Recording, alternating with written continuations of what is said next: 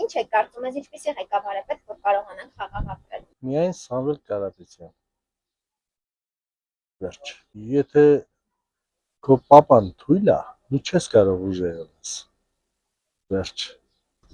Այս Կարեն Դեմիրճյանը պետք։ Ուժեղ կոպած ղեկավար է պետք։ Խելացի, գիտունի, սովորող, ընկալող, մեկ ուրիշից լավ սովորողը, որը զգում է, որ ինչ-որ մի ուրիշ ղեկավար ավելի լավ է, ղեկավարում ավելի լավ է, քան ինքը, պետք է սովորել։ Ուժեղ ղեկավար, դուխով ղեկավար։ Հրամասները, որ ղեկավարը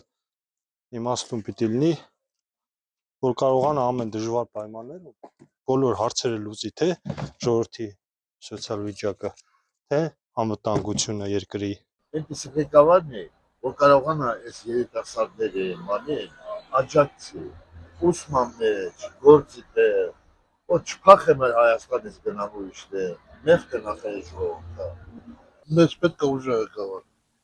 Վազգեն Սարգսյան նման ղեկավար։ Մեզ մեծ Ստալինն է պետք, ուրիշ ոչ մի բան։ Լավ ղեկավար, որ կարողանա կառավարի մեր երկիրը։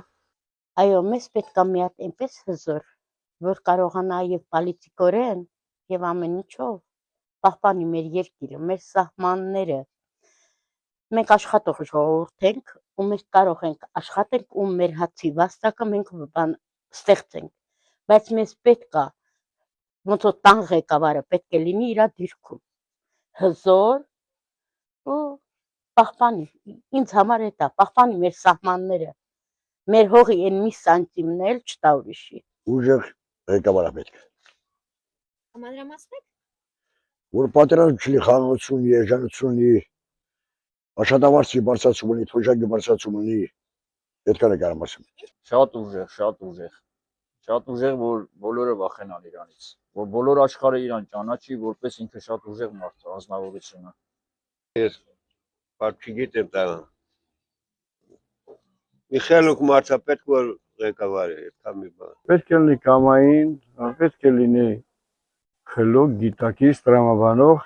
տնտեսագետ, առաջնահերթ, Ժողովրդի հոգսերով զբաղվող ղեկավար։ Կարողանա ասիքտը